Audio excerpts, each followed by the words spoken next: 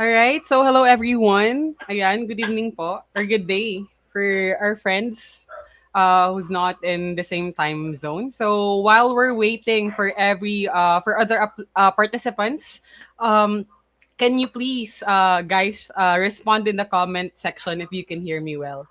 Baka pala hindi niyo ako naririnig.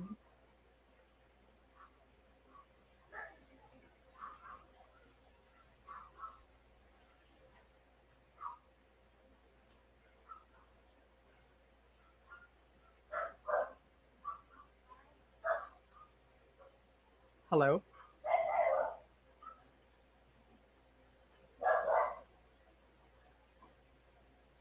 Ayan.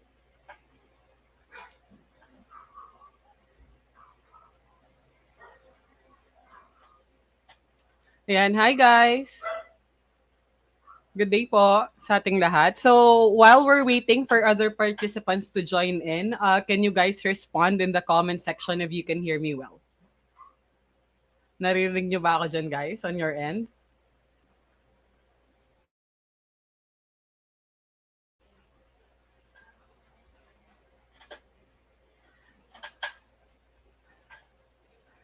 And also, guys, can you please comment in the chat where you're watching from right now? So, paalala ko lang po, if you have any questions, feel free to type it out in the comment section and we will definitely get back to you. And also po sa ating mga joiners, sa ating mga nanonood and viewers right now, if you don't know, we do have this learn and earn activity. So kasabay po ng Community Connect tonight, you can actually earn cash that will be sent by Virtual Champions PH. So ang criteria po or guidelines for joining the Learn and Earn would be first to like and follow Virtual Champions on our social media accounts. That would be Facebook and Instagram. And of course, join our ClickUp VA group and confirm your attendance to our next event. So also, that would also include posting the event on your social media account and tag at least two people to invite them. And the last criteria for that one would be to attend, of course, yung event po na to and learn from our virtual champion who will be our guest for tonight. So, ayun po guys. Welcome po sa ating Community Connect. Let's just wait for other participants to join in. And for your information po, the live will continue in our Facebook group. So this is just an introduction here in our page. So if you haven't joined the ClickUp group, please do kindly join the ClickUp group because the Community Connect will be live there. So yun po guys. Sa mga nanonood po right now, can you please comment in the chat where you're watching from po? Ayan, hello po from our guest from all the way from Paranaque. Welcome po. So, malakas po ba ang ulan dyan sa Paranaque right now? I hope hindi kayo nilalamig, kagaya ng nasa kantang Raining in Manila. Please do wear comfortable clothes while you're viewing this live. Ayan. Oh, we have one joiner from Vietnam. Good day po. We're very happy that you're joining us all the way from Vietnam.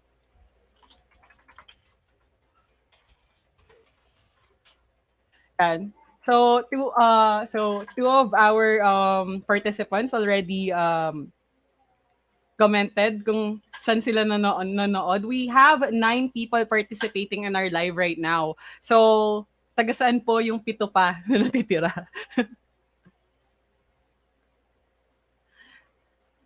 Again po, sa mga nanonood, join our Learn and Earn. Oh, we have one from Newbury, Berkshire. Hello po.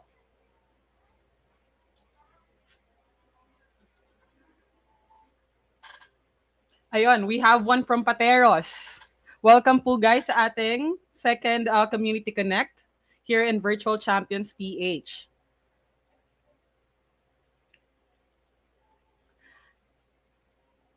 Ayan, and let me just remind you guys, if you have any questions during the Community Connect, feel free to type it out in the comment section and we will definitely get back to you. So, as experienced po previously during the previous Community Connect, although hindi po kami agad nakakapag-respond live, we will definitely send you a message to respond back to any questions that you have with regards to this episode of Community Connect. So yun po. Again po, join us, Learn and Earn. If you have friends who wants to um, learn more about our topic for today, please do share this live po so they can join the group as well as this Community Connect live. Let's just wait for a few more minutes for other participants to join in before we start our episode of Community Connect.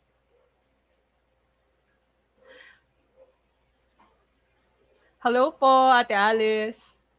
Ayan, that's the sister of our CEO. Hi, Ate Lala.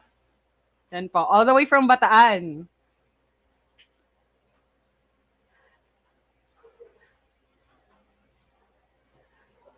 While we're waiting po for other participants, just in case you have or you have just joined our page and our group, let's just watch this short video so we can introduce what Virtual Champions PH is all about. So I'll play it out for you.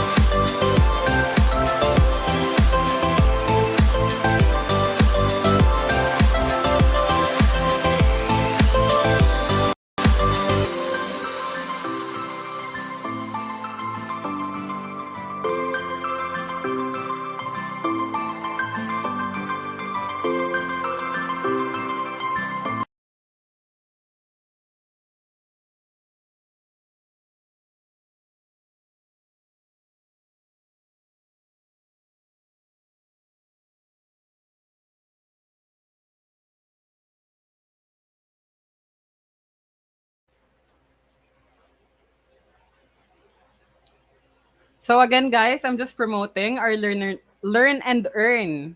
So again, guys, yung guidelines po, it's already in our Facebook group.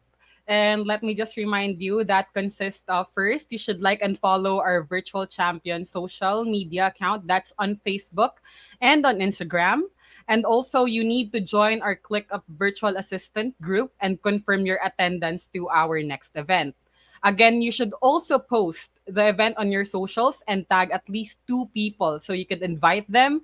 And the last criteria for our Learn and Earn should be to attend this event and learn from our virtual champion. So, ayan, we'll be starting in a few more minutes. We're just waiting for other participants to join in. So, stay tuned po in our live. We'll make sure that you'll learn so much about this topic that we have in line for you.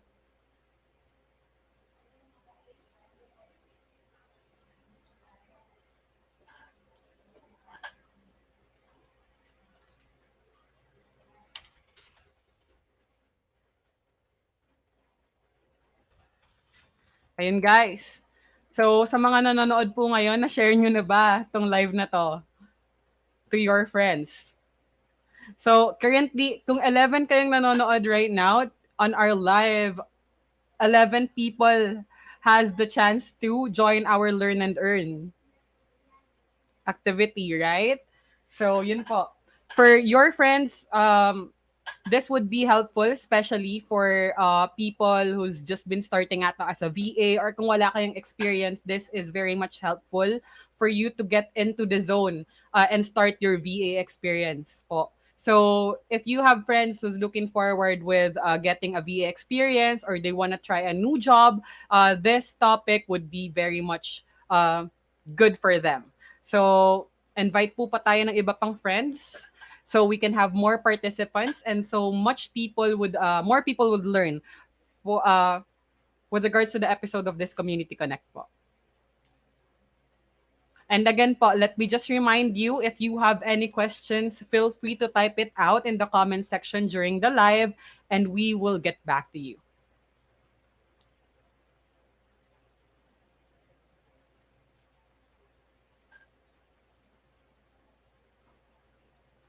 So again po, sa mga viewers natin who is first-time viewer here, let me again introduce what Virtual Champions PH is all about.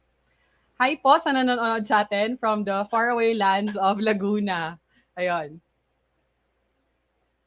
Oh, we have one watching from Bacolod. Hello po. I hope you're doing well out there.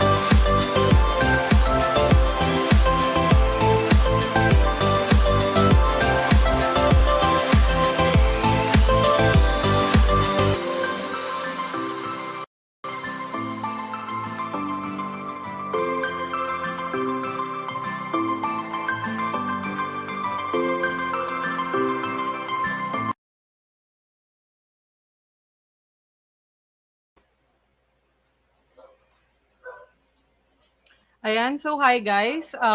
We'll be starting this community connect in a few.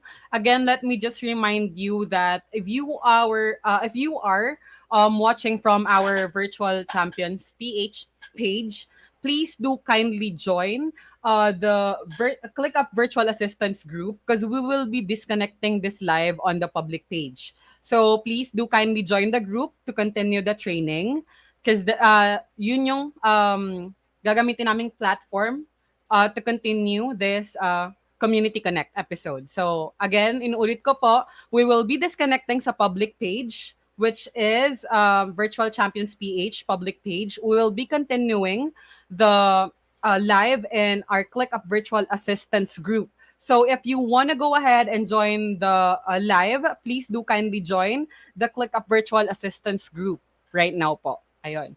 So also, again, let me just remind for our viewers out there, if you have any questions during this episode of Community Connect, feel free to type it out in the comment section and we will get back to you.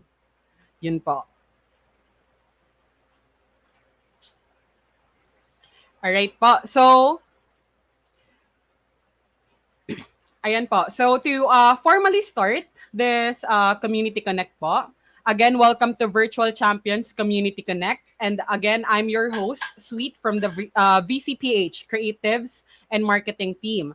So, with regards to this episode po of Community Connect, to those who joined us in our first Community Connect, welcome back, guys. Andito na kaya sa second episode. And thank you so much for joining us again in this episode of Community Connect. Thank you so much for for your continued support. And for those who are new, we hope you enjoyed this fun-filled episode of learning new things and connecting with your fellow remote professionals. So this month's series po is special because we will all be taken on a wonderful journey in the world of virtual assistants. So I know when it comes to virtual assistants, and especially in today's fast-paced and interconnected world, virtual assistants have become an integral part of business.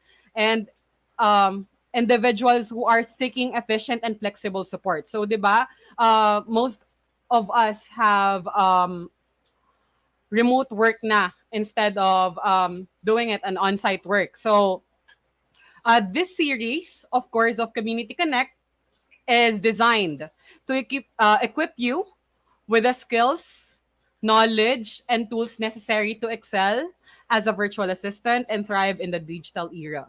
So,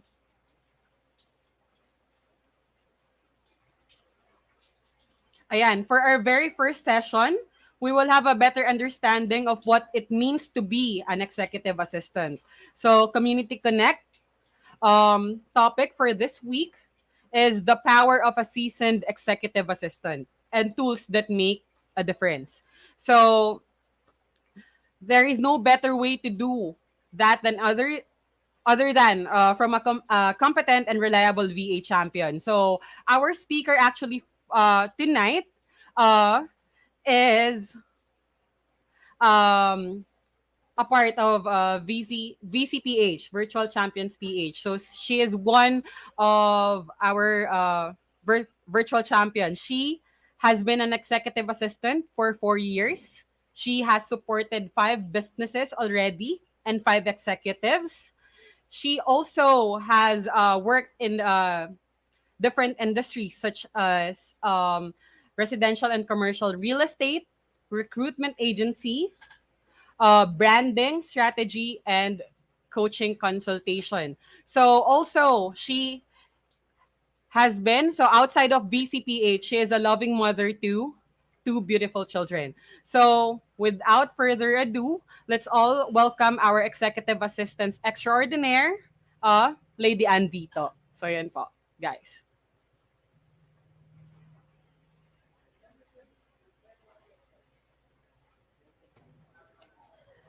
So, welcome everybody. Thank you for joining our Community Connect. I am very honored to be here today and share what I know about this career. And I hope that, the knowledge that I will share today with you can help you in taking the next step in your journey as an aspiring EA champions. So, I am an executive virtual assistant for over 4 years now, and I would just like to share with you, the most common EA tools that I use every day and how it helped me. So this role is very fulfilling, because it kind of gave me my life back. I'm a full-time mom, and I also work full-time to my clients. And yeah, let us review the agenda first, and the things that we will talk about today. So we want to know first, what is an executive assistant, and number two, common EA tasks. So what are the things that an EA do in a daily basis, and of course, mga tools na makakatulong sa atin so that we can be better at our jobs. Mm. So there. So first, let's talk about what an executive assistant is and why it is important and in demand nowadays.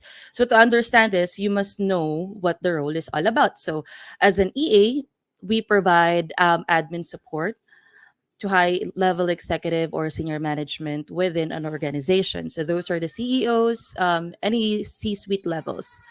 And apart from that, we also support directors, business owners, and we assist them in managing their day-to-day tasks, enabling them to focus on their core responsibilities and strategic initiatives. So, for example, you have a client that is focused on sales, and we want to make sure that they do the sale part, the selling part, um, and we on the back end, what we do is we arrange everything so that hindi na sila mahihirapan. Halimbawa, simply checking the email is very helpful, sorting them out, prioritizing what they should see in a day, instead na sila pa yung pupunta ron to, basically pinapadali natin yung buhay nila, at binibigyan natin sila ng support.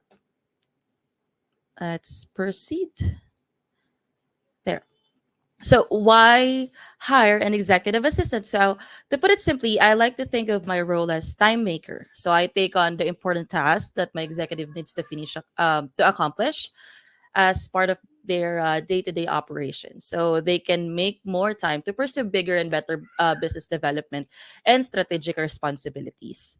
So what makes up this operational tasks? So here are the primary tasks that I can take on for my clients. So first, admin support. We talked about it a little bit. Schedule management. So apart from doing the admin task, we also had to make sure that our clients, get all the important calls, important meetings, and a lot more. Travel and logistic coordination. This is something that we will talk about later on as well. But basically, this also applies for personal and business needs. Project management is also something very big that we need to talk about, and how we can, excel and, understand the business better and how we can help it. Let's proceed.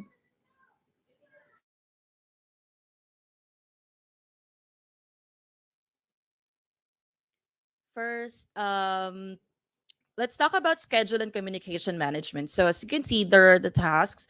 So calendar management, email, IM correspondence and management, meeting coordination, meeting transcription and documentation. So, as an executive assistant, we have to handle scheduling and everything that goes with it. They can help, or we can help prioritize tasks, avoid scheduling conflicts, and free up the client's time for more important activities. As I said earlier, kung nagbebenta si client, ang halimbawa for real estate, they have to focus on talking to clients. They have to focus on talking to buyers and sellers, and instead of them going in and scheduling calls, scheduling meetings and reviewing the transcription documentation, we have to make sure that we prepare it for them in advance. We set and make sure there's no conflict, kasi mas mahirap sa kanila yun kung mag-double book tayo, if that makes sense. So apart from taking care of the client schedule, we also help manage their communication, such as answering emails. For some, they answer phone calls as well. So even managing emails can be time consuming, and as an executive assistant, we can screen or filter those emails, respond to routine inquiries, so such as people that are asking how much are this, and what are the things that you know you can share to the client. Next is travel and logistic coordination. So planning and organizing a business can really be, time consuming. Finding the perfect flight that works out for your client is very important. So so these are the things that we do, again, not for just their businesses but also for their personal requests. So apart from being an EA, we are also sometimes, not all, but sometimes, we're also a PA or a personal assistant. This includes, booking for hotel and accommodation. So aside from flight, car transportation, we also do the hotel and accommodation booking. We also create travel itinerary because, walang ibang mas nakakaalam ng schedule ng client mo kundi ikaw. So the best person to do this really is you. Next is admin support. So I play a crucial role in providing admin support to executives, so which includes tasks like expenses tracking and record keeping. So as an EA, we are in charge of maintaining accurate records of receipts, invoices, and financial documentation. So these are the things that your client will share to you. Different clients use different tools for this type of task naman. So they will provide you with with tools, access, and training. Sometimes training, but sometimes we really have to be resourceful in, making sure that we're trained and we are aware on how to use it. So we also ensure that the expenses are properly categorized and recorded by budgeting and reporting purposes. So we also prepare expense report for consolidating rather, and summarizing expenses incurred by my clients. So of course, we have to make sure how we are doing as well as a company. So that's the importance of, or financially, we have to make sure that we know how we are doing financially. So it's really going to be helpful if you will be doing the reports, that your client can see, in a glance, how we are doing based on the expenses and sometimes the income. But you will also track that as well.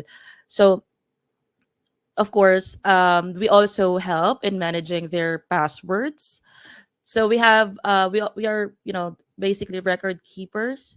So apart from password management, we also do the forms and the surveys, company directories, sometimes org charts or organizational chart. And there's a lot more. There's a lot more under administrative support that isn't here. So you will also going to be asked to, you know make sure that the company folders are, clean and neat looking. So those are the things that, also there's a lot more to it under administrative support that isn't here, but these are the things that I can really think on top of my head that is really important. And next is task and project management. So as an executive assistant, we play a vital role in supporting our clients in task and project management. So I assist in prioritizing tasks, ensuring that most important and time sensitive ones receive proper attention. I help my client identify critical tasks and establish deadlines, enabling efficient task management. I also help my client delegate tasks to appropriate team members. So if you're working with a team, this is something that you will do as well. Delegating tasks, ensuring that the responsibilities are assigned effectively. I communicate task assignments, set clear expectations, and follow up on progress to ensure timely completion. So if you're working with a group of people, this is something that we have to do proactively. This is something that we should do, which is monitoring the task progress, and we have to make sure that we address any potential roadblocks. You will see that, you will know that by heart as the day goes by, and as you reach your tenure in the company. um it will come, as a second nature to you. And also, one of the things that we do is also facilitate effective communication and collaboration among teams. team members involving in tasks and projects. And I schedule the coordinate meetings as well, set up virtual collaboration tools, and maintain communication channels. So yeah, and there's a lot more to it that that we actually have to talk about, but maybe we can do it in the part two. But for now, let's focus on the things or the tools rather that can make a difference. Let's try to read through the task again that was mentioned, or read through at least this slide. So task and project management software. We have note taking organization apps. So those are for, for the calls. And apart from that, we have email and calendar management, document and file management tools, virtual meeting and collaboration tools. So these are the tools that will make a difference. So I know it may seem a lot, and I know that it is, but with the right tools to help you and the right mindset, you too can be successful in this career. So, well, to help you out, let's talk about a few tools, that help you rise to the occasion and be the best executive assistant there is. So these are the things that we will talk about more, and let's do it.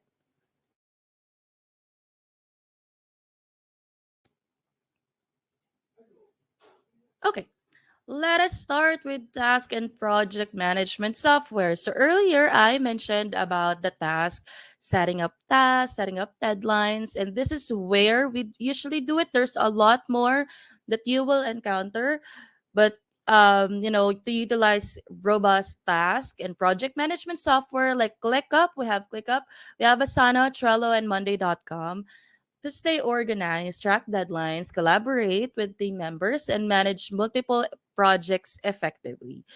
So, with the clients that I had before, we tend to manage multiple clients or multiple projects, at the same time. And it's very important to have access to this type of softwares or tools, and to be really good at it, with the right training, of course.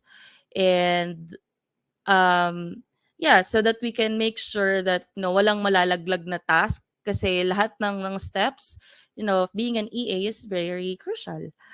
Lahat ng mga binabato nila sa atin is we need to make sure that everything is logged, timed, and has a deadline.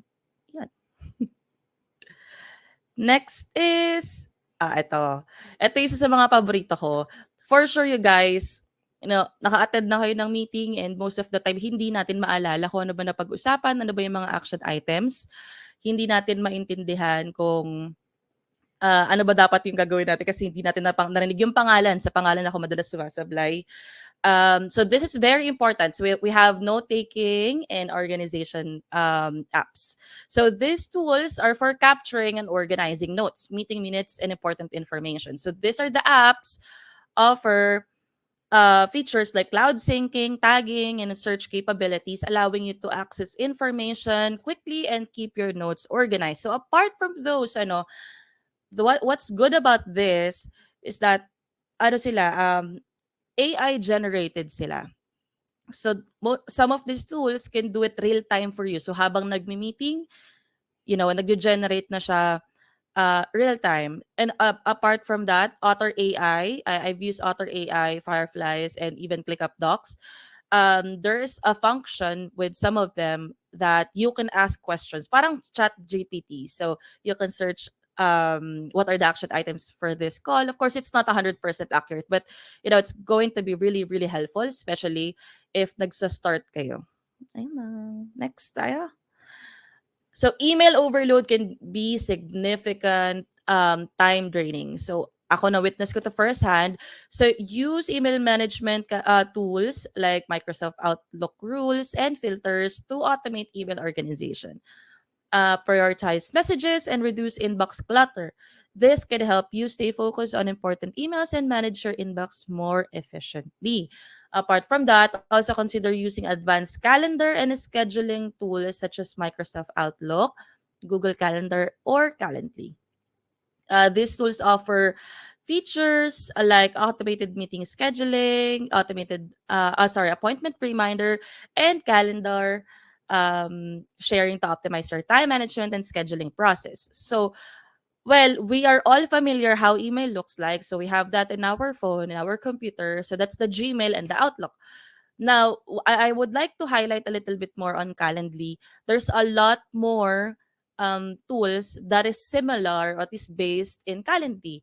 So ano ba si Calendly? So Calendly is basically just um, a tool that is synchronized to to your client's emails and not email, sorry, calendar rather.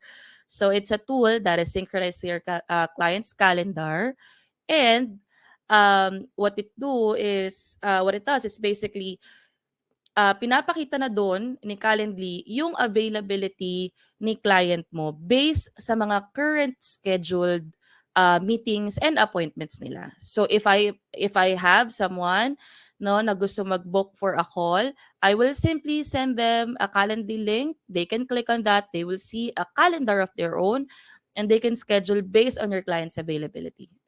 Sobrang ganda. Sobrang galing na nakaisip nito. But this is going to be something very helpful for you and your client and to your clients. Next. So, document and file management tools. So, cloud-based document management tools such as Google Drive, we have Dropbox, we also have Microsoft OneDrive, centralize file storage and facilitate collaboration and ensure version control. These tools provide easy access to files from anywhere and enhance document sharing and improve file organization. So these are the tools that we use basically to keep records, whether internal files or external files. We also can control, access to these tools. So halimbawa, meron tayong isang document na sensitive and we don't want to share it with clients. That's also possible. And also, kung meron tayong gusto na internal lang or external lang, or someone can make or may not make a copy, we can also control that. So those are the things that, that is easily available online. You could just search how to do that. But basically, apart from access management, this is important as well kasi lalo na if you're working with a team, we have to make sure that everyone has the right access to each tools or documents rather that and file that we will be needing. So, yun. Kalain mo yun. This is also something available for personal use nga pala, no? If you wanna learn a little bit more about Google Drive, this is available in your bas may Google kayo, you can check and see how it works.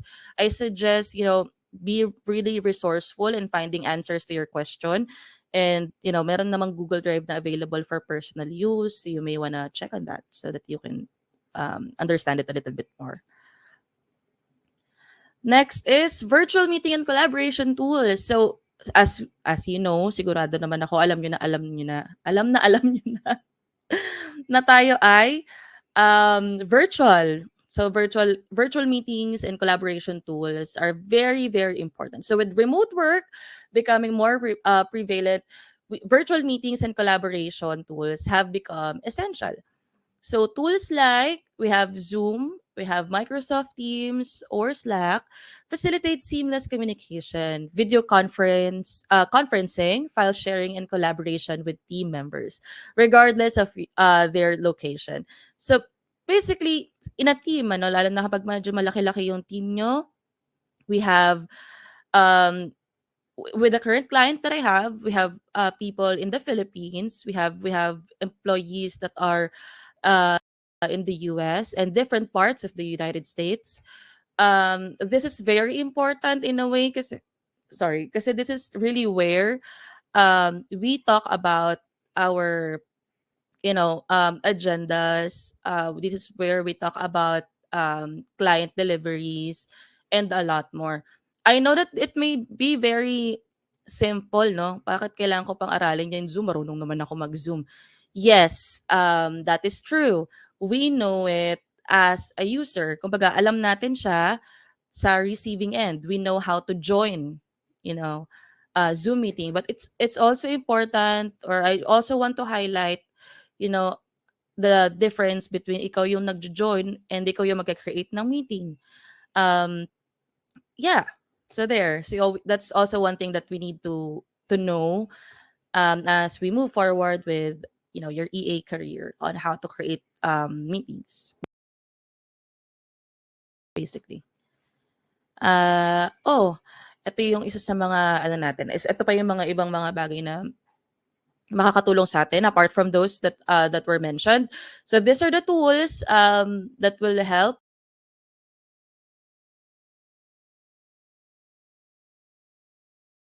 you make travel arrangement, management, and management information such as password, etc.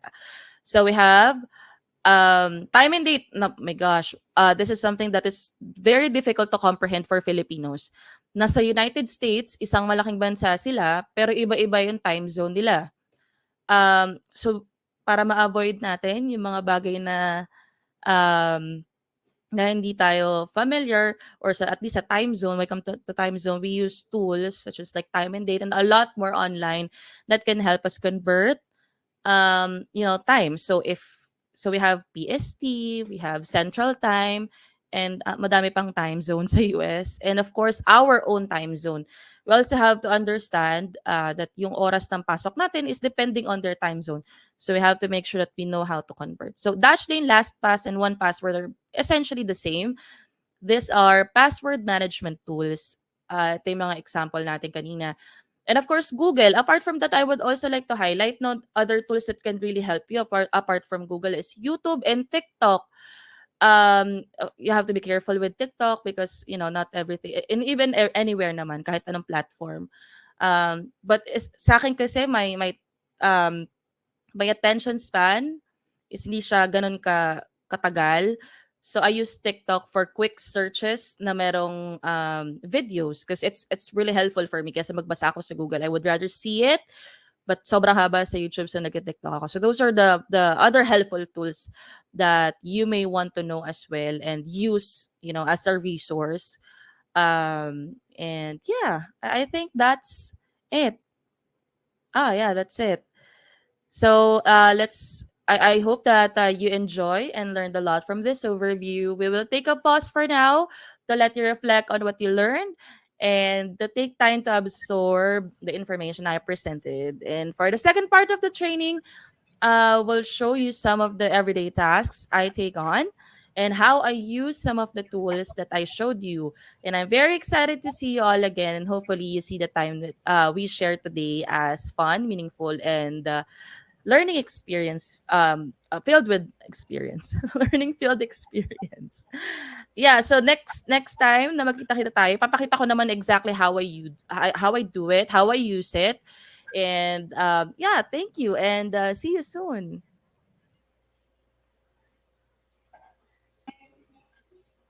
Ayan, grabe yon, Lady Anne. Thank you so much for the wonderful session. So, I'm sure sa mga viewers natin, marami kayong natutunan because I sure did learn a lot.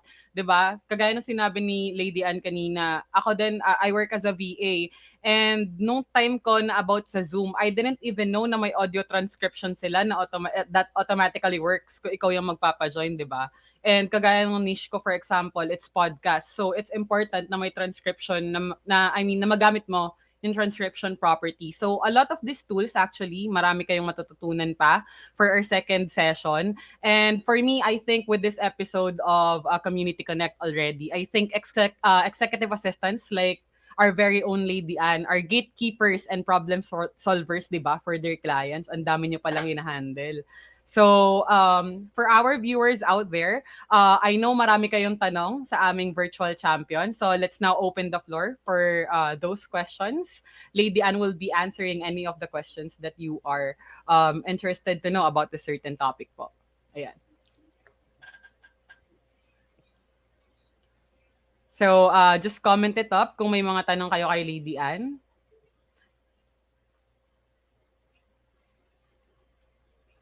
Ayun, Lady Anne, one of our Facebook joiner or viewer is asking, what is your favorite EA task daw? Favorite EA task? Mm, actually madami, meron itong trabahong to, there are a lot of things to really like, but my favorite tasks or my favorite task is really doing admin works. Ayun. So mainly um attending meetings and transcribing calls, and also making sure that the system or the project management tool is also um up to date, para kang nagkakaroon ng ano 'yan, para kang nagkakaroon ng lift sa mood mo kapagka nakikita mo na lahat ng tasks ay up to date, 'yan. Ayan. And also, Lady Anne, we have here Alan, which daw is the best PM tool po for you? ClickUp for sure. Kasi si ClickUp hindi lang siya like project management tool period. It offers a lot more. And next week pag-uusapan natin kung paano siya makakatulong sa tasks natin as an EA. And for you din kung nagsa-start ka pa lang. Ayan. Actually, our CEO commented yung calendar management daw nakakakaba pag nagbo-book ng flight. Kasi pag nagkamali ka, ang hirap, nakakalito daw minsan mag-convert ng time zone. So ikaw, Lady Anne, as an EA, an expert EA, ano yung mga sabaw moments mo daw when it comes to this kind of experiences? Sobrang dami. Forgiving naman si client, well, I'm very lucky kasi lagi ako natatapat sa mga forgiving na clients. Sabaw moments, sobrang dami niyan. May mga maliliit, merong mga malalaki na nakaka-impact ng businesses, and we have to be really careful in making those mistakes. So, madalas yan, tama sa time zone, super nakakaba. In booking flights, we have to make sure that we change as well, the destination time zone. Dapat check din natin siya for flights. And again, next week matatakil natin siya kung paano siya, at least bibigyan natin sila ng mas magandang overview. Bakit ang daming time zone? And para saan ba nga yung time zone? Tama yun, may EST, may EDT. And I think meron pang isa na medyo confusing din. Sa Arizona siya, tsaka sa Denver. Parehas sila ng time zone, pero off sila by 1 hour. So yun, importante talaga na you do your research din. So para maiwasan natin siya. Ayan. May nagtanong pang isa, Lady Anne. Si Miss Jel Ocampo, bakit daw freelance EA ang nagustuhan mo? Ah, Nag-start ako as trainer sa isang call center dito sa atin. Tapos nag-start ako, then nung nag-freelance na ako, na-realize ko na, you know, ang dami kong free time by simply working from home, by being a freelancer. I know that some of you may agree pagka sinabi ko na wala siyang somehow job security. Ayun yung madaming concerns kaya ayaw nila mag-shift 'di ba, from corporate work, wala daw HMO. But honestly, yung kinikita ko ngayon is something na hindi ko siya kikitain ng gano'n-gano'n lang sa corporate sa Philippines. Let's be honest. Kaya True. EA kasi maganda yung offer. Maganda yung offers. Hindi siya masyadong nilolowball kasi nga executive assistant ka. So by the title itself, you're supporting executives. So yan. Actually, I agree with you, Lady Anne, when it comes to ang transitioning, 'di ba? From coming from a Mm. corpo to a freelancer. Medyo mahirap din talaga lalo na kung sanay ka na dun sa dire-diretsong sweldo mo coming from corpo. So Yes. anyway, we have another question here. Ayan, si Mr. Marky Justin Torres, sabi niya, thank you po, Lady Anne. It seems that an EA requires a lot of flexibility, and I do agree when it comes to this. So, how do you personally handle the mental load of juggling a lot of tasks and any personal things you do to unwind? Hmm. Well, totoo naman, sobrang dami ng mga tasks natin na parang minsan hindi siya kasya sa isang araw talaga. But what I do is I prioritize. So napaka-importante na marunong tayo mag-time manage as an EA kasi we're not just managing our time. We are also managing our clients' time. So we have to make sure that we're really good at it. So one thing that I do, no, kapag magsa-start ako ng task ng day ko is to make sure that I prepare myself talaga. Like, ililista ko muna lahat ng mga tasks ko for the day, and then prioritize them. Ano ba yung mga dapat mauna, ano ba dapat yung mga last, and then habang umaandar yung araw, nagdadagdag ako sa task list ko. And so that I know din kung kailan ako dapat, eto, pwede to for tomorrow, hindi siya urgent, hindi rin siya important. So this can, this can go for tomorrow, that this is something that I can do tomorrow. Something to unwind, wala, nagte-take lang talaga ako in between shifts 'no, nagte-take talaga ako ng small breaks. Kasi kapag nasa bahay ka nagwo-work, ang hirap ng i-differentiate ng pahinga sa trabaho, lalo na yung workstation ko medyo malapit siya sa kama namin. So isang gulong ko lang nandito na ako sa kama. Or na tayo, matutulog na tayo kapagka gano'n. So, lagi ako nagte-take ng small breaks to stretch, to, get water, drink coffee, eat something that I like. So, that's my personal way to unwind a little bit during the, you know, yan.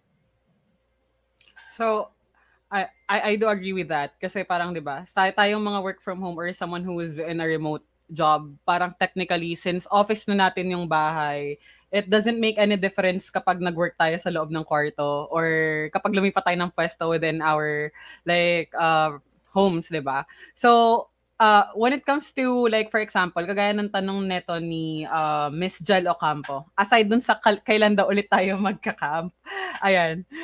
What makes your work exciting and keep it from being monotonous or stale? Uy, that's a very wonderful question. Thank you so much for asking that. Magka-camp tayo pagka wala ng ulan.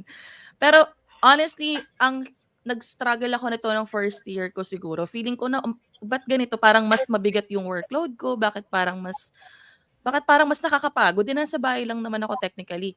Siguro something that really changed the game for me is to really take vacation. Yan naman ang kagandahan. Yan naman yung kagandahan kapag ka work from home ka or, remote worker ka. Pwede ka magtrabaho kahit saan.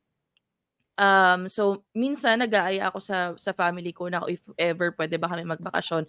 And then dadalhin ko lang yung laptop ko, ta's dadalhin ko lang yung mga ginagamit ko for work, my notebook, my chargers and everything. And then, kahit saan na may internet pwede ka basically magtrabaho, eh. Actually, as long as may signal sa phone pwede ka magtrabaho. So there, it makes it very, very exciting for me. Grabe yun. Totoo yun, na sa phone. Kasi 'di ba right now, halos yung mga tools, I mean, actually the good thing about this digital era is not only yung mga apps natin is available in PCs or desktop, 'di ba? Pwede na rin siya app readily available on your Yes. devices. So, actually maraming nakaka-relate dun sa shinare mo kanina. Even Marky Justin Torres sabi niya kanina, relate dun sa katabi ko lang yung kama. Same, hard same. So, eto, may isa pa nagtanong, mahirap ba maghanap ng clients? Ako, curious ako sa tanong na to actually. Mahirap ba maghanap ng clients as an EA? Hmm. Um, Madali maghanap ng clients kasi madami ng resources available. Meron tayong online job PH, we have other things that can help us. Also agencies, Virtual Champions is really one of the best that I've been to. And but madali makahanap ng clients, but mahirap makuha ng clients. Kasi you have to look at it in a perspective na you're not the best person, always sa isang job post or sa isang hiring post. So you have to really upskill, you really have to learn a lot more, you have to answer, clients' questions very intellectually. You have to make sure that you're prepared. First of all, one thing that I really like sharing, no, this is coming from ano naman, from an expert opinion. Charis. Pero kasi ang dami ko nang na-attendan na interview, and this is something that I really like sharing for those people who are just starting or possibly naghahanap ng bagong client is number one, you have to come in prepared. Paano natin gagawin 'yun? Palagi kong binabasa yung job description. Regardless kung ano yung ina-applyan ko, kay maliit na role or malaking role in a company, I always read the job description even before going to the interview, and like 5 minutes before the interview, or even in the actual interview, nakabukas lang siya sa akin so that I know where my skills are, in terms of the job description. So pwede ko siyang isagot, aligning to what they're looking for. So, yun. Very true. Truly, truly. And it also, I think, it makes a big change kapag well prepared ka before the Yes, job mas interview or even confident. the background check. Kasi parang with the clients that we're handling, 'di ba, sa VCPH, at least maybe check out the client that you're trying to handle. Not even the job description. Conversation starter na agad siya as an applicant kapag may background information ka. So when it comes to your client, o 'di ba? Nag-agree dun si Vinci at saka si Ying. Anyway, for our last question, we have here Vinci Ross Villanueva asking, what can we look forward to next week's or next episode of Community Connect with your topic? Hmm. Well, next week, um, i-actual na natin, ipapakita yung mga tools na nabanggit, no?